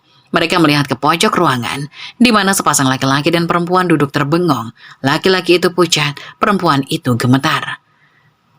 Mas Abi, panggil Talita lantang. Suaranya menggema di seluruh ballroom. Dan Via gundiknya, saya panggil kalian maju ke depan sekarang. Abi seperti tersambar petir. Kakinya lemah, tapi tatapan semua orang memaksanya berdiri. Via mencoba bersembunyi di balik pilar, tapi dua satpam sudah mendekat dan mengarahkan mereka menuju podium. Dengan langkah gontai, di bawah tatapan ratusan pasang mata penuh tanya, mereka berjalan. Jas Abi yang kebesaran terlihat semakin kusut. Dress murah Via tampak semakin lusuh di tengah kemewahan ballroom. Wajah mereka merah padam, menahan malu. Sesampainya di depan podium, mereka tak berani menatap Talita. Via hampir pingsan, tapi dua satpam sigap menopangnya. Angkat kepala kalian, perintah Talita tegas. Perlahan mereka mengangkat wajah. Abi menatap Talita dengan mata berkaca-kaca. Di matanya ada penyesalan, ketakutan, dan tidak percaya. Di mata Via hanya ada teror murni. Mas Abi, ucap Talita pelan, tapi cukup jelas terdengar berkat mikrofon. Dulu kau bilang aku dekil, sekarang masih dekil. Abi menggeleng cepat, hampir kejang. Talita, maafkan saya. Saya tidak tahu, saya benar-benar tidak tahu. Kamu tidak tahu apa? Tidak tahu bahwa istrimu yang kamu buang itu adalah pemilik 35% saham perusahaan ini? Tidak tahu bahwa perempuan yang kamu sebut beban itu adalah cucu pendiri Graha Persada? Abi hanya bisa tertunduk, air matanya jatuh. Saya minta maaf, saya salah. Via yang sedari tadi diam, tiba-tiba jatuh berlutut. Lututnya menyentuh marmer dingin dengan bunyi keras. Semua orang di ruangan itu tersentak. Mbak Tal, saya minta maaf, saya cuma ikut-ikutan Abi. Saya tidak tahu apa-apa. Tangisnya memelas, makeupnya luntur terkena air mata. Talita menatapnya dengan dingin. Kamu tidak tahu apa-apa. Kamu yang menghasut suamiku. Kamu yang mengejek bayiku. Kamu yang bilang aku dekil. Kamu yang minum susu formula anakku untuk diet. Kamu yang mengirimiku pesan ejekan setiap hari dan kamu bilang tidak tahu apa-apa. Via hanya bisa terisak. Tak ada kata-kata yang mampu keluar. Seluruh ballroom hening menyaksikan drama itu. Kamera wartawan yang diizinkan masuk mengabadikan setiap momen. Besok, foto ini akan menjadi headline di semua media. Talita menarik napas panjang.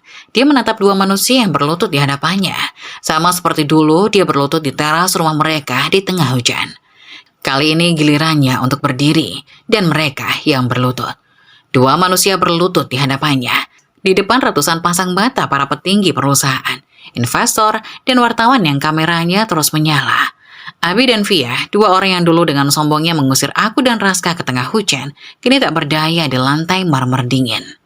Seluruh ballroom hening, hanya suara isak tangis Via yang terdengar, bercampur dengan dengung AC dan detak jantungku sendiri yang berdegup kencang. Aku menatap mereka bergantian, Via dengan makeupnya yang luntur di wajahnya, berlutut dengan dress murah yang kini kusut. Abi dengan jas kebesaran pinjamannya yang membuatnya tampak semakin kecil dan hina. Mas Abi, panggilku pelan, suaraku terdengar jelas di seluruh ruangan berkat mikrofon yang masih menyala. Bangun, berdiri, jangan berlutut seperti itu. Kau laki-laki, setidaknya tunjukkan sisa martabatmu. Abi terisak, menggeleng lemah. Tidak tahu, aku tidak pantas berdiri di hadapanmu. Aku sudah sangat bersalah padamu. Pada Raska. Aku tidak tahu harus berkata apa. Kau tidak tahu harus berkata apa? Padahal dulu kau sangat lancar berkata-kata. Talita, kamu dekil. Talita, kamu beban. Talita, keluar dari rumahku bersama anakmu. Kau ingat itu, Mas? Kau ingat malam hujan itu? Abi menunduk dalam. Bahunya bergetar. Air matanya jatuh membasahi jas pinjamannya. Aku ingat semuanya. Dan aku menyesal, Talita, sangat menyesal. Aku buta, aku dibutakan oleh perempuan itu. Jarinya menunjuk Via yang masih terisak di sampingnya. Via tersentak. Abi, kamu nyalain saya. Kamu sendiri yang menginginkan saya. Kamu sendiri yang bilang Talita tidak sebanding denganku. Kamu bohong. Kamu yang merayuku. Kamu yang merusak rumah tanggaku. Mereka mulai saling tuduh di depan semua orang. Drama yang memalukan. Aku mengangkat tangan memberi isyarat agar mereka diam. Berhenti. Cukup. Suaraku tegas. Aku tidak memanggil kalian ke sini untuk melihat pertengkaran kalian. Aku memanggil kalian karena ada beberapa hal yang harus kalian dengar. Aku melangkah turun dari podium, mendekati mereka. Gaun merah marunku mengalir di lantai. Tumitku berdetak pelan di setiap langkah. Sekarang aku berdiri tepat di hadapan mereka. Dari posisiku berdiri, aku menunduk melihat mereka yang berlutut. Dulu, ucapku memulai. Aku berdiri di teras rumah yang kusebut rumahku. Di tanganku ada kardus mie instan berisi pakaian yang lusuh. Di gendonganku ada Raska yang menangis kelaparan dan kedinginan. Kalian ada di dalam rumah, hangat dan nyaman. Lalu kalian melemparkan ini padaku. Aku mengeluarkan ponselku, menunjukkan foto kantong plastik hitam berisi makanan kucing. Foto itu ditampilkan di layar besar ballroom. Semua tamu tersentak. Beberapa wanita menutup mulut tak percaya. Ini yang kalian berikan padaku dan bayiku, makanan kucing. Kalian tertawa saat melakukannya. Kalian bilang ini cocok untuk orang dekil sepertiku. Aku menatap mereka tajam. Sekarang, siapa yang dekil di sini? Lihat dirimu, Via. Dress murahan, tas palsu, sepatu mengelupas. Lihat dirimu, Abi. Jas pinjaman yang kebesaran, wajah lesu, hidup penuh hutang. Kalian yang dekil, bukan aku. Via terisak keras. Mbak Talita, saya minta maaf. Saya hanya apa? Hanya iri, hanya tamak, hanya ingin hidup enak tanpa kerja keras. Potongku. Kau tahu, Via, aku menampungmu karena kasihan. Aku memberimu tempat tinggal, makanan, bahkan kesempatan. Dan kau balas dengan merebut suamiku, menghancurkan rumah tanggaku dan mengusirku bersama bayiku. Aku beralih ke Abi. Dan kau, Mas Abi, laki-laki yang pernah aku cintai. Lihat sekarang, kau tak punya apa-apa. Bukan karena aku mengambilnya, tapi karena kau sendiri yang membuang semuanya. Aku, Raska, rumah tangga kita, semua kau buang demi perempuan ini. Abi mengangkat wajahnya yang basah. Tal, Aku tahu aku salah, tapi tolong, demi Raska, dia anakku. Biarkan aku melihatnya. Aku tertawa getir. Ayah? Di mana ayah dalam dirimu saat kau membiarkan anakmu kedinginan? Di mana ayah dalam dirimu saat kau memberinya makanan kucing? Abi tak mampu menjawab. Aku berbalik kembali ke podium. Di belakangku mereka masih berlutut menangis saling menyalahkan. Sesampainya di podium aku menatap hadirin. Bapak ibu sekalian, maafkan atas drama ini. Tapi saya rasa sudah saatnya kebenaran terungkap bahwa di balik gemerlap perusahaan ini ada cerita kelam yang saya alami. Dan hari ini saya ingin menutup lembaran kelam ini. Aku menatap mereka sekali lagi. Kalian boleh pergi sekarang, keluar dari ballroom ini, keluar dari hidupku, dan jangan pernah muncul lagi di hadapanku atau Raska. Dua satpam mendekat, membantu mereka berdiri. Mereka digiring keluar dengan langkah gontai. Saat mencapai pintu, Abi berbalik. Talita, maafkan aku. Aku tidak menjawab, hanya menatapnya datar sampai pintu tertutup. Setelah Via dan Abi digiring keluar, ballroom kembali hening. Semua mata masih tertuju padaku. Aku menarik napas panjang, berusaha menenangkan diri. Bapak-bapak, ibu-ibu, ucapku memecahkan heningan. Maaf atas gangguan tadi. Sekarang mari kita lanjutkan acara. Namun sebelum itu, izinkan saya menyampaikan beberapa keputusan penting sebagai pemegang saham tertinggi. Aku memberi isyarat pada asisten. Sebuah berkas tebal disodorkan. Aku membacanya sekilas, lalu menatap hadirin. Pertama, efektif hari ini, saya akan mengambil alih posisi komisaris utama PT Graha Persada, menggantikan almarhum Eyang Rasya Winata. Eyang telah menyiapkan saya untuk posisi ini selama sebulan terakhir. Tepuk tangan riuh memenuhi ruangan. Eyang yang duduk di barisan depan mengangguk puas. Kedua, saya akan merombak susunan direksi. Beberapa nama akan saya ganti, beberapa akan dipertahankan. Evaluasi akan dilakukan dalam minggu-minggu mendatang. Saya minta semua pihak bersiap untuk transparansi total. Para direksi saling berpandangan. Beberapa terlihat gelisah. Aku tahu di antara mereka ada yang terlibat skandal dengan Via, direktur pemasaran yang menjadi paman palsu itu. Ketiga, aku menatap ke arah pintu. Saya memerintahkan agar dua orang yang baru saja keluar, Abigail dan Via, dimasukkan ke dalam daftar hitam perusahaan. Mereka tidak boleh diterima bekerja di grup Graha Persada atau perusahaan manapun yang berafiliasi dengan kita. Pak Herman, Direktur HRD mengangguk patuh. Siap, Nona Talia.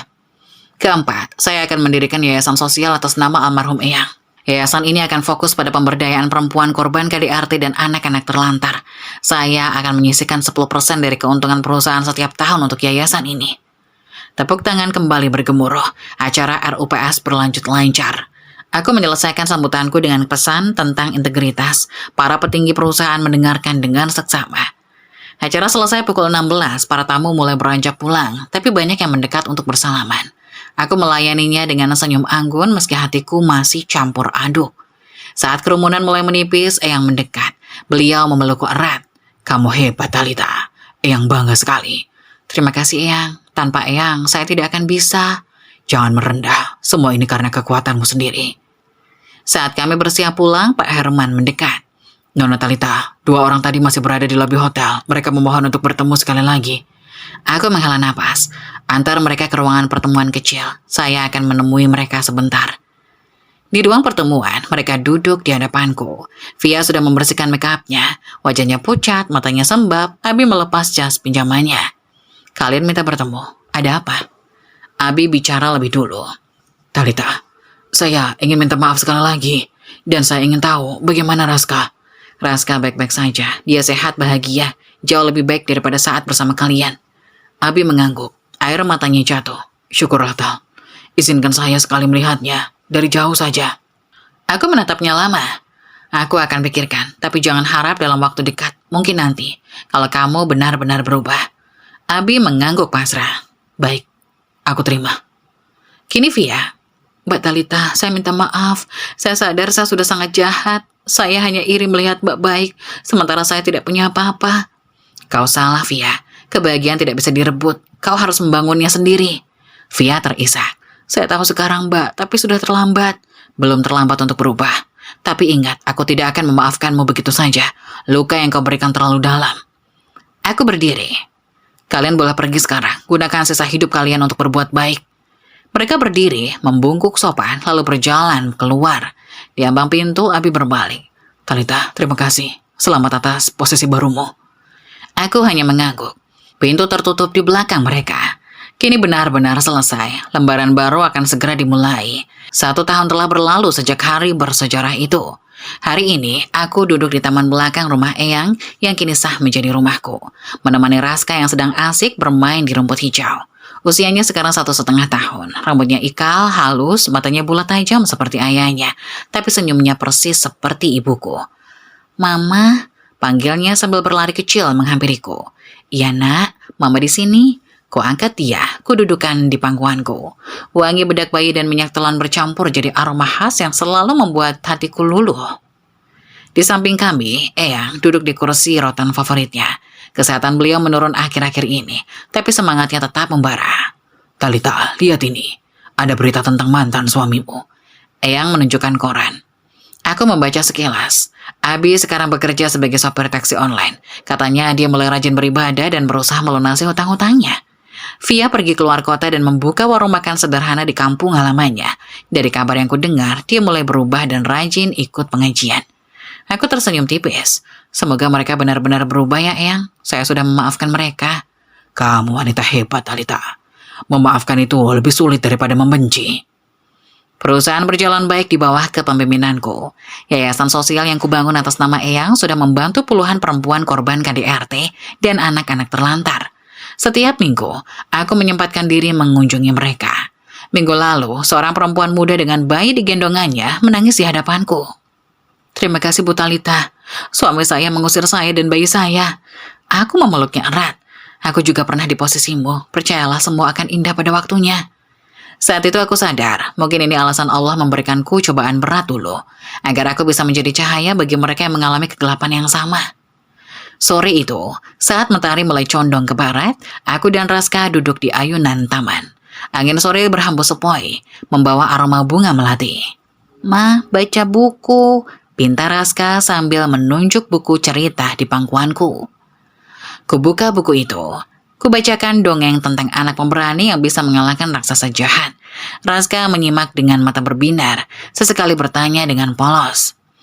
Saat cerita selesai, dia menatapku. Ma, ibu pemberani. Aku tersenyum mencium keningnya. Mama berusaha jadi pemberani, nak, demi kamu. Di kejauhan, adzan maghrib berkumandang. Aku menggendong Raska berjalan menuju rumah. Di ambang pintu, aku menoleh sekali lagi ke taman, ke ayunan yang masih bergoyang pelan, ke langit yang mulai gelap. Terima kasih ya Allah, terima kasih untuk semua pelajaran hidup ini. 1 tahun lalu, aku berdiri di tengah hujan dengan kardus mie instan dan bayi demam. Hari ini aku duduk di tamanku sendiri, sebagai pemilik perusahaan, sebagai ibu yang bahagia. Balas dendam sudah kulakukan, keadilan sudah kutegakkan. Kini tiba waktunya untuk hidup, untuk menikmati setiap momen bersama Raska, untuk membesarkannya menjadi laki-laki yang baik, dan untuk terus mengingat, harga diri tak bisa diinjak-injak selama kita punya Allah dan keyakinan. Aku melangkah masuk, menuju masa depan yang cerah bersama buah hatiku. Selesai.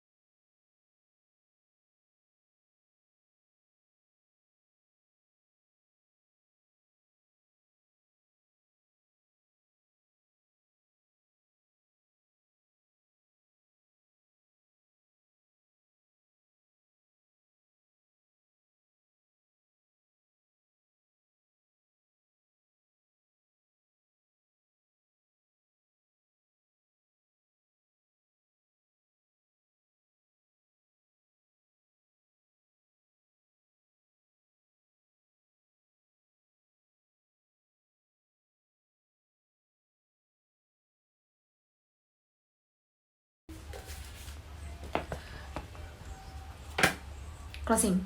Nah, Bunda, itu dia kisah nyata dari Nilna hari ini. Benar-benar bikin emosi dan tidak habis pikir ya. Melihat suami dan mertua yang tega berbohong dan berpesta pora di saat Nilna sedang bertaruh nyawa melahirkan darah dagingnya sendiri.